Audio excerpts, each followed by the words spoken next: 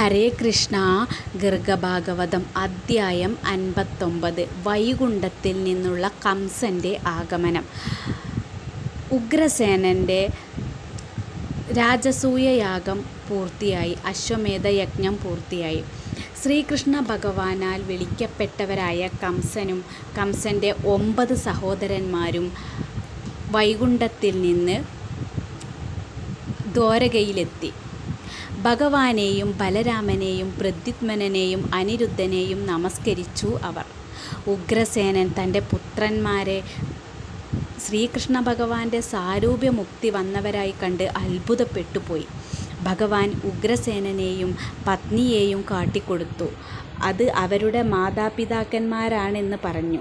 അപ്പോൾ അവർ പറഞ്ഞത് തങ്ങൾക്ക് അവരെപ്പോലെ ധാരാളം മാതാപിതാക്കന്മാർ ഉണ്ടായിട്ടുണ്ടെന്നും ഭഗവാൻ മാത്രമാണ് സകല ജീവജാലങ്ങളുടെയും പിതാവ് എന്നുമായിരുന്നു.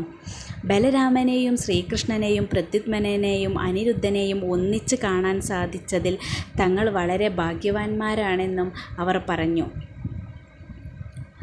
അനന്തരം അവർ ഭഗവാനോട് വൈകുണ്ഠത്തിലേക്ക് തിരിച്ചു ചെല്ലുവാൻ അപേക്ഷിക്കുകയും ചെയ്തു. അപ്രകാരം പറഞ്ഞ് കംസനും സഹോദരന്മാരും വൈകുണ്ഠധാമത്തിലേക്ക് തന്നെ തിരിച്ചുപോയി. ഉഗ്രസേനനും പത്നിയും അത് ആശ്ചര്യമായി. പിന്നീട് ഉഗ്രസേന മഹാരാജാവ് ഏതു വിധത്തിലാണ് ലൗകിക സുഖങ്ങൾ ഉപേക്ഷിച്ച് മനുഷ്യൻ പരബ്രഹ്മമായ ശ്രീകൃഷ്ണ ഭഗവാനെ ഭജിക്കുക എന്നിങ്ങനെ വേദവ്യാസ മഹർഷിയോട് ചോദിച്ചു.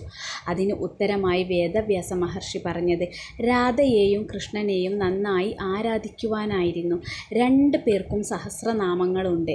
താൻ രാധയുടെ സഹസ്രനാമം നാരദ മഹർഷിയിൽ നിന്ന് മുമ്പ് കേട്ടിട്ടുണ്ടെന്നും ശ്രീകൃഷ്ണ ഭഗവാന്റെ സഹസ്രനാമം മുമ്പ് കേട്ടിട്ടില്ലാത്തതിനാൽ അത് ഉപദേശിക്കണമെന്നും ഉഗ്രസേനൻ പറഞ്ഞപ്പോൾ വ്യാസഭഗവാൻ ശ്രീകൃഷ്ണ ഭഗവാനെ നോക്കിക്കൊണ്ട് ശ്രീകൃഷ്ണ സഹസ്രനാമം ഉഗ്രസേനന് ഉപദേശിക്കാൻ പോകുകയാണെന്ന് പറഞ്ഞു. സഹസ്രനാമം ഉപദേശിക്കുന്നത് അർഹതപ്പെട്ടവർക്കു മാത്രമേ പാടുള്ളൂവെന്നും വേദവ്യാസ മഹർഷി പറഞ്ഞു. പിന്നീട് അംഗന്യാസ മന്ത്രങ്ങളോ വേദവ്യാസൻ ശ്രീകൃഷ്ണ സഹസ്രനാമം ഉപദേശിച്ചു. ഇതിൻ്റെ ഛന്ദസ് ഭുജംഗപ്രയാതമാണ്. പിന്നീട് സഹസ്രനാമത്തിൻ്റെ ഫലശ്രുതിയും പ്രസ്താവിച്ചു.